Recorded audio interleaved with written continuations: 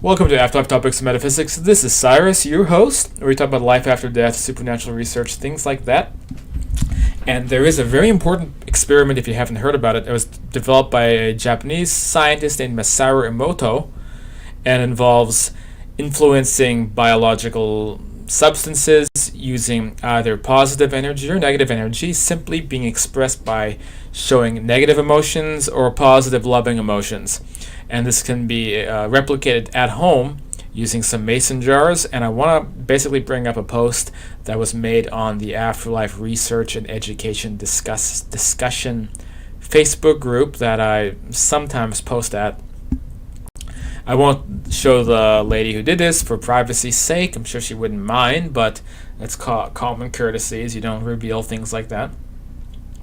Oh yeah, real quick, if you like this channel, if you like this stuff, please hit the subscribe button to help keep all this going. I need your help with that.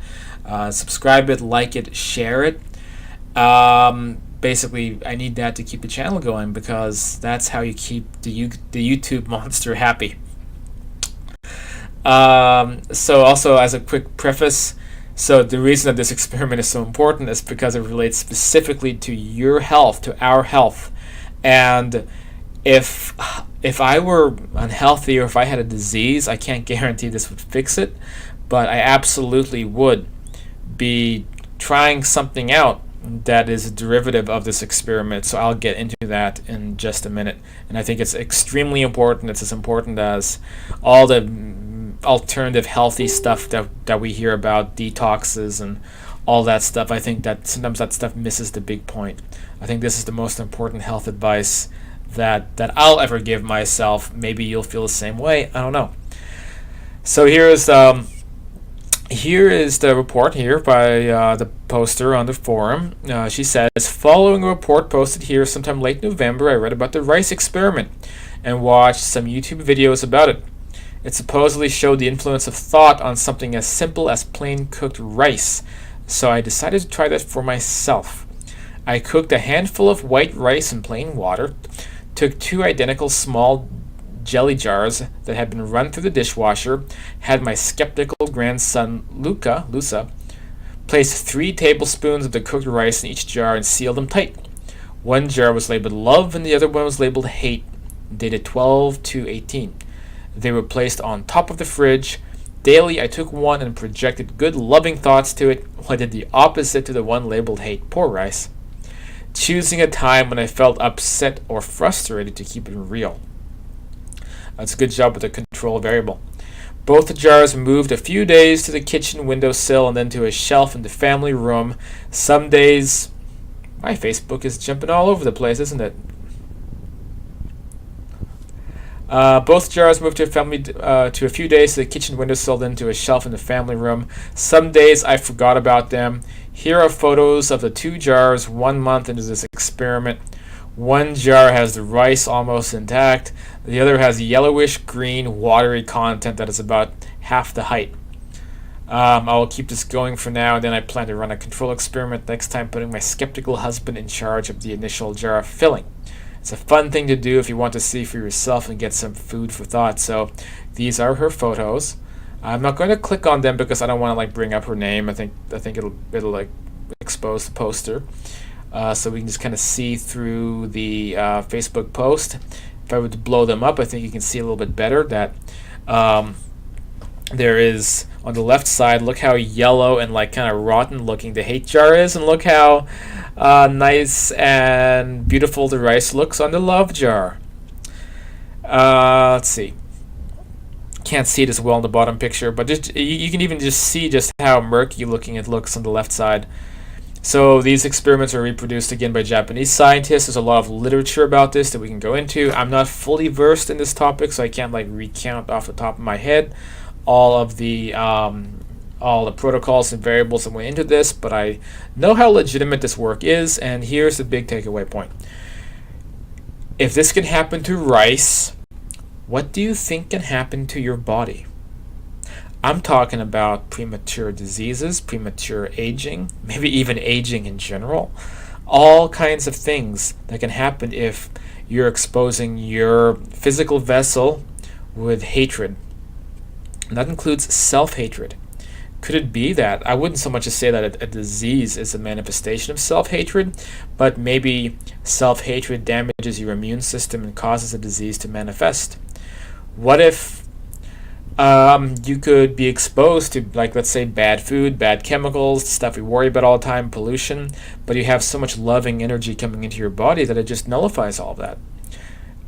So we always see people really taking so seriously, like detoxes and alternative living and getting away from pollution, all that good stuff. But what if that stuff isn't really going to help you if you have self-hatred, right? If the self-hatred is turning you into the rice in the jar on the left side.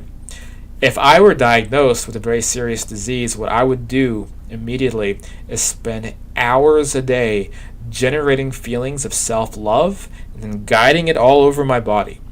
I've done this when I've had sicknesses like flus, and I've seen my recovery time speed up very quickly.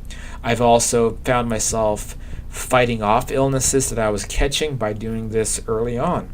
And I don't think it's just a coincidence, especially when you have science backing it up. So the biggest health problem I think that people face is self-hatred, becoming like the jar of rice on the left side. I think that if you care about your health and you're doing all these dietary steps, maybe you should do the most important one of all, which is creating self-love and generating that into your life on a daily basis as a type of meditation. I'm not a big proponent of the meditation of just clearing your mind.